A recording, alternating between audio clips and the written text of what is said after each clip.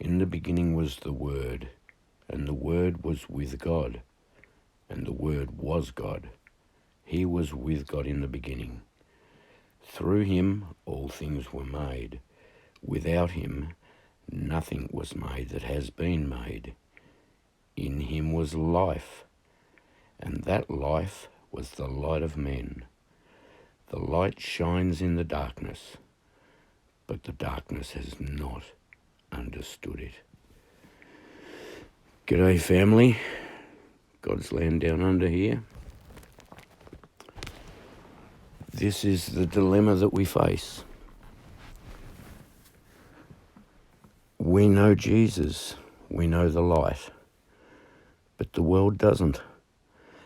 They can't see it, and they don't understand it.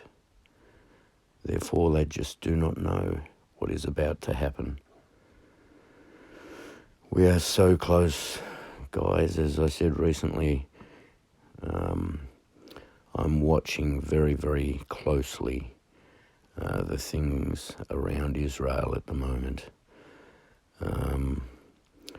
And I'm also watching, I think it was my last little video, the dates that we put up in that video pertaining to the Essene calendar, and something big potentially happening on July 4th. Now, that is not far away.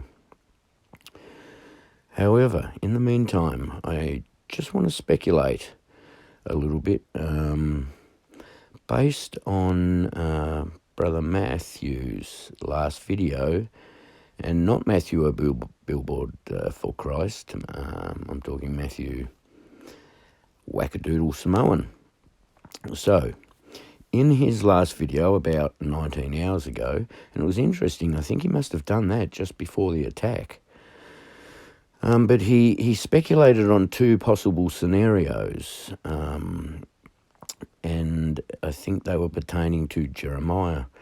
And one of them was that how could so much destruction happen before the rapture or at the time of the rapture? I think that was the second of his speculative ideas.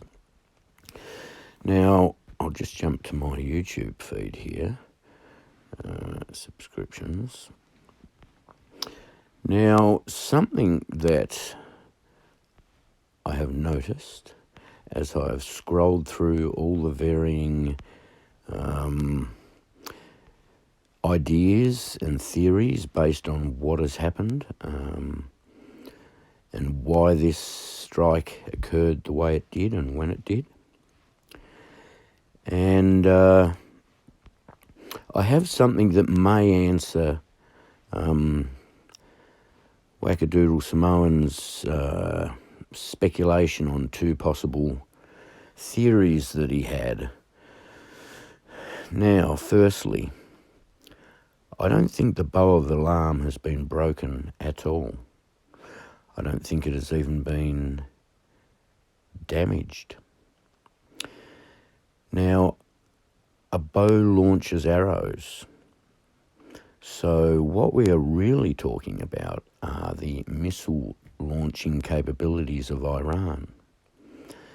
Now, Trump attacked, or USA and Israel attacked, three specific important nuclear sites where they believe enrichment was happening, etc. There is no firm, solid proof yet that they have even been damaged. However, nuclear material, and this is where it gets a bit hairy, nuclear material is completely worthless unless you can put it somewhere and then explode it. So, in other words, drop it by a bomb, truck it in somewhere, or launch it on a missile.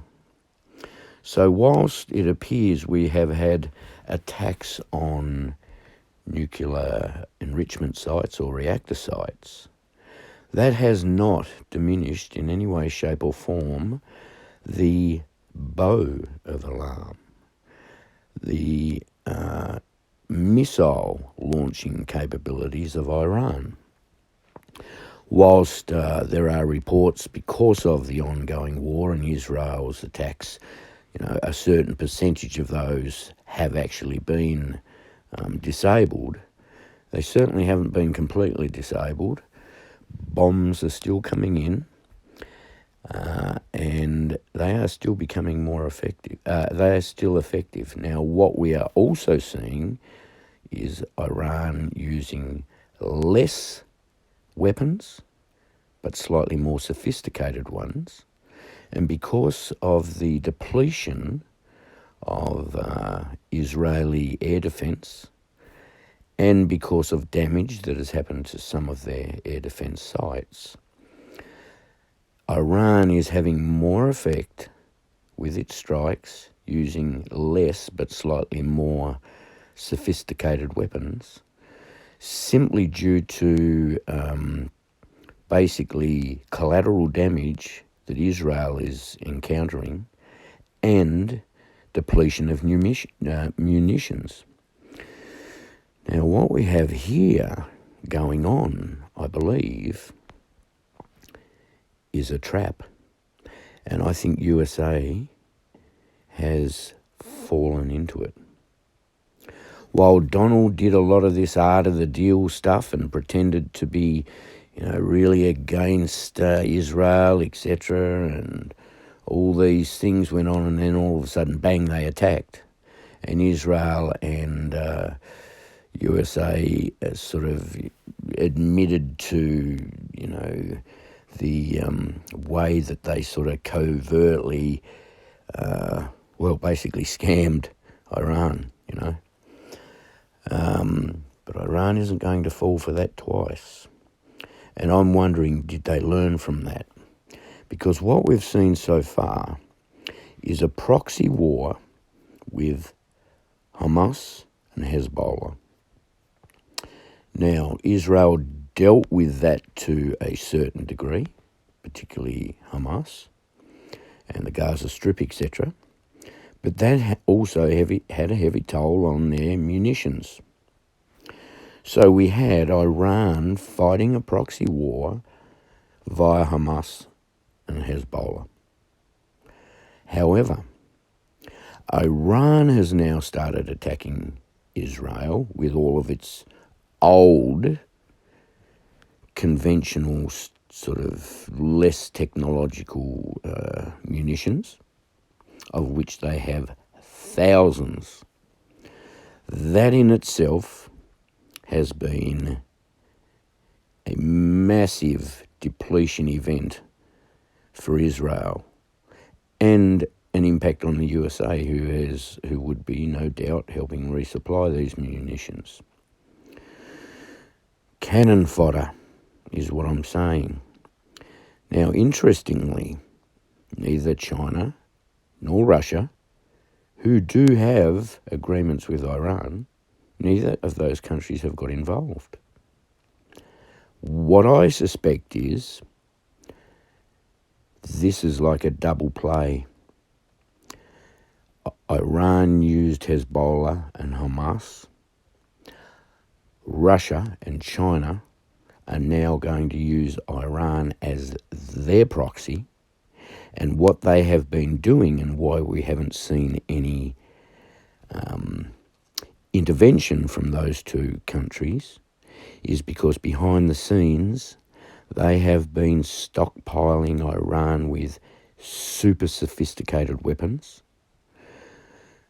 potentially nuclear ones. We now have what I believe could be a super sophisticated armed Iran and a depleted and spread thin USA and Israel. Guys, this is getting so close to the wire. It is getting so hard to interpret what is happening. It's even harder to work out what news is real and what isn't. But the fact that they're pushing so hard that, wow, what a great success this has been. We've hit 3 nuclear enrichment plants. Well, so what? They in themselves weren't going to do any harm.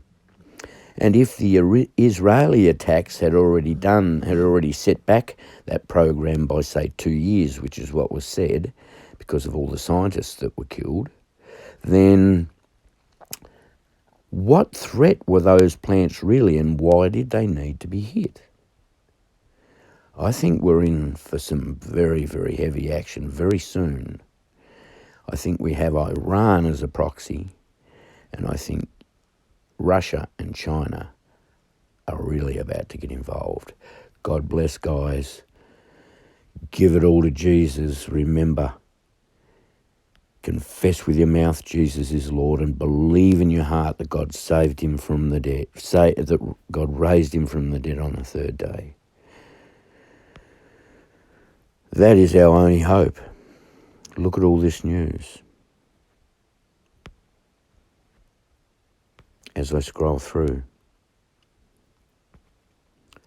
bunker buster bombs that were not even sure totally worked and didn't really impact the ability of Iran to continue to fight.